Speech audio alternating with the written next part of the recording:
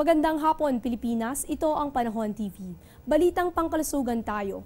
Patuloy ang pagtaas ng bilang ng dengue cases, lalo na sa Zamboanga City. Sa datos ng Zamboanga City Health Office nitong Agosto lamang, umakyat sa 457 dengue cases, mas mataas sa 342 cases na naitala sa kaparehong period noong nakaraang taon. Sa ngayon, nasa 1,967 dengue cases na ang naitala mula rito. 10 katao ang naitalang namatay, dahilan upang isailalim na sa alert level ang Zamboanga City. Huwag po kayong aalis, magbabalik kami matapos ang isang paalala.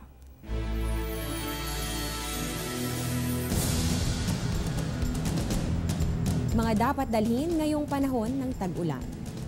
Laging magbitbit ng payong at raincoat. Magsuot ng waterproof na bota upang maproteksyonan ang paa sa baha.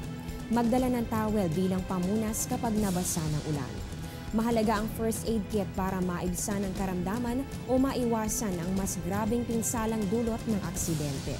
Tandaan na tuwing panahon ng tag-ulan, iba yung pag-iingat ang kailangan. Ongoing ang drainage pipe installment sa bahagi ng elliptical road sa Quezon City. Inaasahang matatapos ito Lunes ng madaling araw. Kaugnay nito ay patuloy ang abiso ng Department of Public Works and Highways sa mga motorista na dumaan sa mga alternatibong ruta upang makaiwas sa mabigat na trapiko. Ngayon pa lamang ay nakahanda na ang mga Quezon City traffic enforcers kasama ang mga nilagay nilang mga barikada at road signages na siyang gagabay sa ating mga motorista.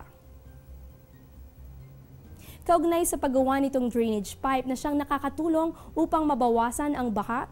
Alam niyo ba na mayroong lugar dito sa Malabon kung saan kinasanayan na ang malubog sa tubig baha? Halina't makisagwan sa amin para sa ikalawang kwentong handog ng Panahon TV Phone Films. Dito mapapanood ang mga kwentong Pinoy na kinunan at inedit ng mga taong nasa likod ng programa gamit lamang ang smartphones.